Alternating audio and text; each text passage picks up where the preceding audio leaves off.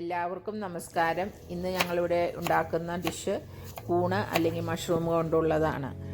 കൂണ് ഇവിടെ എടുത്തിരിക്കുന്നത് ഒരു 18 കൂണുണ്ട്. അത് നല്ലവണ്ണം കഴുകി വൃത്തിയാക്കിയ ശേഷം ചെറിയ കഷ്ണങ്ങളാക്കി മുറിക്കുക. അതിന് വേണ്ടുന്നതായ ചേരുവകൾ ഇവിടെ എടുത്തിരിക്കുന്ന ഒരു സവോള, ഒരു ചെറിയ കഷ്ണം ഇഞ്ചി, ഒരു 6 പെറ്റൽ വെളുത്തുള്ളി, 2 കറിവേപ്പില തണ്ട്, ഒരു തക്കാളി.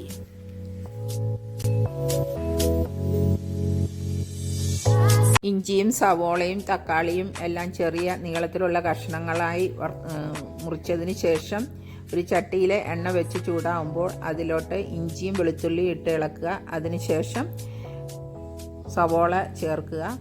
അത് കഴിഞ്ഞ് ഇവയെല്ലാം നന്നായിട്ട് വഴന്നു വരുമ്പോൾ മുറിച്ച് വെച്ച തക്കാളി ചേർത്ത് ഇളക്കുക.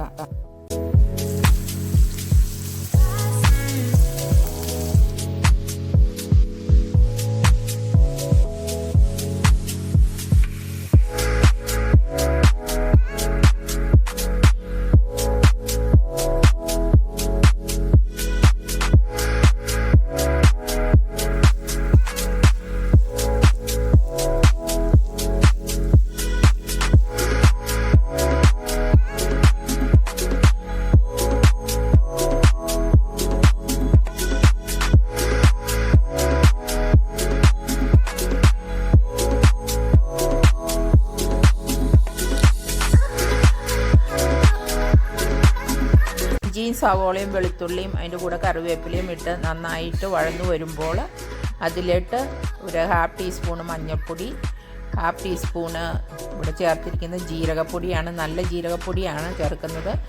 അതുപോലെ തന്നെ 1/2 ടീസ്പൂണ് കുരുമുളക് പൊടി, ഒരു ടീസ്പൂൺ മുളക് പൊടി. അതിൻ്റെ കൂടെ ഞാനിവിടെ എടുത്തിരിക്കുന്ന കാശ്മീരി ചില്ലി പൗഡർ ഒരു 2-3 സ്പൂണ് കാശ്മീരി ചില്ലി പൗഡർ. ഇത് എല്ലാം കൂടി ഇട്ട് ഇളക്കി നന്നായിട്ട് മൂത്ത് വരുന്നത് വരെ, മൂക്കുന്നതെന്ന് പറയുമ്പോൾ എണ്ണ നന്നായിട്ട് തെളിഞ്ഞു വരും, അത്രയും നേരം ഇളക്കുക.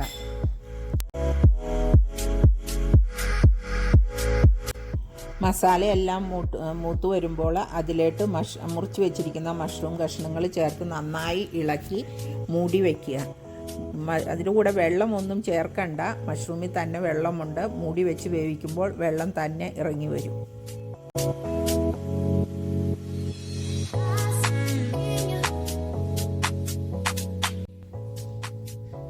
അടച്ച് വെച്ച് കുറച്ച് നേരം കഴിയുമ്പോൾ ഇടയ്ക്ക് ഇളക്കിയിടണം. ഇളക്കിയിടുമ്പോൾ ഉപ്പ് നോക്കാൻ മറക്കരുത്. ആ സമയത്ത് ആവശ്യത്തിന് ഉപ്പ് ചേർത്ത് ഇളക്കുക.